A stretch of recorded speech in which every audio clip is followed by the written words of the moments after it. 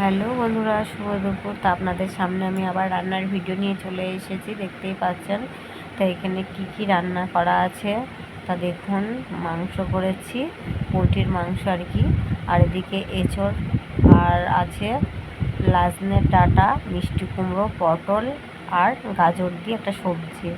তা আজকে দুপুরে আমি কি রান্না করেছি আর এদিকে রান্নায় কি মশলা দিয়েছি, কিভাবে বানিয়েছি তা আপনাদের সামনে দেখাচ্ছি। তা প্রথমেই আমি এঁচড়টাকে ভাপিয়ে রেখেছিলাম। তা এঁচড়টাকে ভাপানো হয়ে গেছে, জল ঝরিয়ে রেখেছি। তা তেলের ওপরে আমি ডুমো করে আলু কেটে নিয়ে আমি আলু লাল লাল করে ভেজে নিচ্ছি।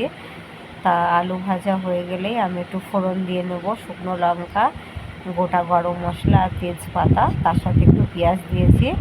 তা এঁচড়গুলো আমি দিয়ে দিয়েছি তেলের ওপরে। তা একটু ভাজা ভাজা হয়ে গেলে আমি মশলাটা দিয়ে নেব। তা মশলাতে আছে আদা, জিরে বাটা, লঙ্কা বাটা, সামান্য একটু রসুন। তা এদিকে এঁচড়টা নামানোর সময় আমি একটু 2-1 দানা চিনি দিয়ে দিয়েছি। তা এদিকে আমি পটল ভাজছি, সবজিটা রান্না হবে, যার জন্য পটলটা আমি একটু লাল লাল করে ভেজে নিচ্ছি। তারপরে বাকি সবজিগুলো আমি দিয়ে দিলাম। এখানে আছে মিষ্টি কুমড়ো, গাজর, আলু। তা একসাথে আমি সব ভেজে নিচ্ছি। তা এরপরে আমি ডাঁটাটাও দিয়ে দেবো। তা সবজিটা ভালোভাবে লাল লাল করে আমি ভাজবো। তা একটু পরিমাণ মতো নুন দিয়ে দিয়েছি। তা নুন দিয়ে একটু ভাজবো যাতে সবজিটা একটু নরম হয়। তা ভাজা ভাজা হয়ে গেলে আমি মশলাটা দিয়ে দেবো। তা মশলা রেডি হয়ে আছে আর কি। তা এদিকে আদা, লঙ্কা বাটা, জিরে বাটা। তা এতে আদা, লঙ্কা, জিরে বাটাই দিয়েছি, আর একটা টমেটো দিয়েছি। তা ভালোভাবে মশলাটা আমি কষিয়ে নেব। তারপর পরিমাণ মতন জল দিয়ে দেবো। তা পরিমাণ মতন জল দেওয়া হয়ে গেছে, এবার আমি ঢাকিয়ে দেব। তা সেদ্ধ হয়ে গেছে। তা আরেকটু জল শুকিয়ে গেলেই আমি নামিয়ে ফেলবো। 2-1 দানা চিনি দিয়ে দিয়েছি অবশ্যই। তা এদিকে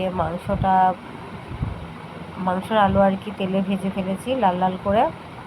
এরপরে আমি পেঁয়াজটাও দিয়ে দিয়েছি আর ফোড়ন দিয়েছি, শুকনো লঙ্কা, তেজপাতা আর গোটা গরম মশলা। মাংসটা দিয়ে হলুদ আর পরিমাণ মতো নুন দিয়ে আমি ভালোভাবে তেলে মাংসটাকে ভেজে নেবো একটু লাল লাল করে। তা আমি পোলট্রির মাংস একটু ভেজেই রান্না করি বেশিরভাগ ক্ষেত্রে। তাই এদিকে মশলা আমার বাটা হয়ে গেছে, তা রেডি। মশলা আমি মাংসের মধ্যে দিয়ে দিয়েছি। তাই এদিকে আদা, জিরে, রসুন বাটা সব রকম মশলাই আছে। তা ঝোল হবে আর কি মাংসর। তা আলু সেদ্ধ হয়ে গেছে, নামানোর সময় আমি একটু গরম মশলা